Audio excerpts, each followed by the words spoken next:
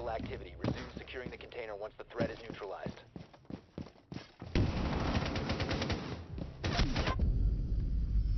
Op 4 eliminated.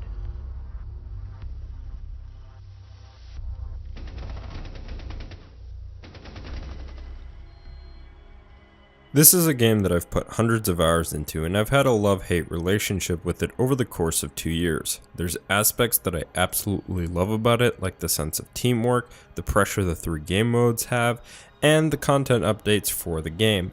However, there are things that I absolutely dislike about the game, such as the matchmaking, questionable operators, and balancing decisions, as well as the lack of a campaign, just to name a few. Is Rainbow Six Siege worth picking up? Well, before I answer that question, I want to talk about the game a little bit more. So first, I'd like to talk about the aspects that I disliked or felt like could use some improvement. Afterward, I'd like to follow up with some of the things that I felt were great all around. That said, let's get right into it. One of the biggest problems in the game is the matchmaking. There are times where you can get paired up with players that are of much higher skill level than you, or vice versa. This can happen if you have somebody on the team who's genuinely a lower level than you, or someone who's on an alternate account. So really the only fix or workaround that you can get to in the game on your own end is just by inviting teammates that are your friends that can fill up the 5 slots, or the 4 slots rather. That way you don't have to deal with the random potentially messing that up. There is no workaround as far as like who you go up against, and I'm not really sure what you can do to fix that issue, but it is an issue. You can go up with players that are very high in skill level, that are under alternate accounts, or just players that are too low of skill level and don't provide any sort of challenge for you. Another problem this game has is some questionable decisions when it comes to operator balancing. A perfect example of this would be the operator Blackbeard. Initially, when he was introduced to the game, he was nearly impossible to kill. After many patches though, he was arguably useless, so it begs the question as to whether or not he should even be considered over another operator. This doesn't just apply to new operators, this can also apply to base game operators like Twitch or Bandit for example, where they had gadget ammunition nerfs.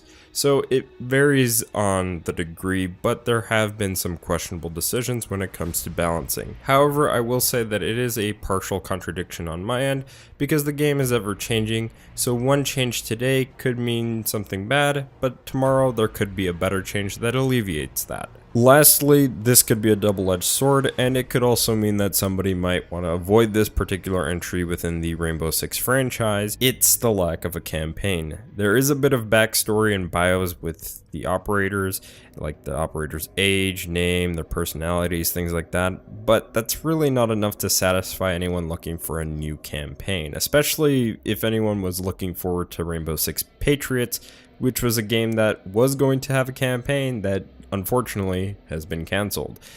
The most, as far as like campaign wise, that we get in Rainbow Six Siege is the situations, and the situations are basically just training missions for you to kind of understand how the game works and how some of the operators work. You do get a few cutscenes here and there, but it doesn't like replace, it's not a good replacement for a campaign, and that to me is a negative aspect of Rainbow Six Siege. Now with that stuff out of the way, let's get into some of the aspects that I actually really like about this game. One aspect that I really love about this game is that the sense of teamwork is key to success. You can't just assume that you'll run in and win every single game. You can't just run into every single map and win every single game. There are some matches where you probably could, but in most cases you probably will lose. So whether it be communicating with your team to figure out enemy positions or just healing someone, very basic and simple things could determine how you win or lose a game. This even applies to like which operators you pick, whether it's a team that consists of breachers or a team that consists of just operators that are more keen on like intel and things of that nature. It really varies on what you're going to do. You know, some operators are very good at like cutting off escape routes, while other operators are good for setting up traps. It really varies, so you have to bring your A game with each and every single match. Another aspect that I really like about this game is the free content updates. Ubisoft actually made a pretty good decision here.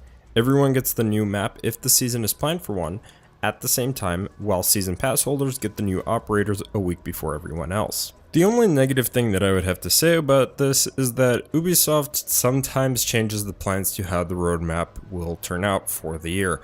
For example, we had something like Operation Health, where they completely cut out a season of the game, and it was supposed to include a new map along with 2 operators, but we lost out on the map but still got the 2 new operators. I think in order to fix this issue in the future, Ubisoft should only tease the first season of each year and then slowly unveil following seasons, that way they don't fail to meet expectations. I digress. Something else to keep in mind about the content is that if you want the operators when they launch for everyone else a week later, you need to have the correct amount of in-game currency, which is the renown. You can just earn this renown by playing the game. You do not have to unlock these operators with real currency. However, if you want to, you can. It is an option. Of course, with the alternate method of paying, you can apply that with cosmetic items as well, but it is completely optional. I would say about 90% of the content in the game can just be unlocked by playing the game, while the other 10% requires you to pay for it. Despite that, I can't heavily stress the point that all of it is completely optional. So if you want to just play the game as is without any cosmetics and just want to unlock each operator via in-game currency, you can do that. But if you want some of the cosmetic items and if you want to unlock certain operators faster, you can also do that. The last thing that I'd like to talk about, and to some degree I hope it gets expanded upon in the future, is the game modes. We have 3 game types: Hostage, Bomb, and Secure Area. Each game mode has its own set of objectives, which can actually put some pressure on the player if you're the last one alive or if time's about to run out. While you don't have to play the objective to win, in some cases it can actually put a lot of pressure on the player depending on the situation. However, as mentioned earlier, I do hope that in the future we can see some expansion to the game modes. I say that because playing the same 3 game modes, well, it can be fun, sometimes can be tiring as well. It's not a big flaw, but I would call it maybe a slight negative. Overall, I think that Rainbow Six Siege is a great multiplayer shooter that's best played with a group of friends. While there's definitely negatives such as poor matchmaking, questionable operator balancing, and the lack of a decent sized campaign, despite the issues, there's various different operators to play around with their unique gadgets and weapons to use, regular updates that bring new content into the game, and game modes and objectives that really shake things up. But is Rainbow Six Siege worth picking up?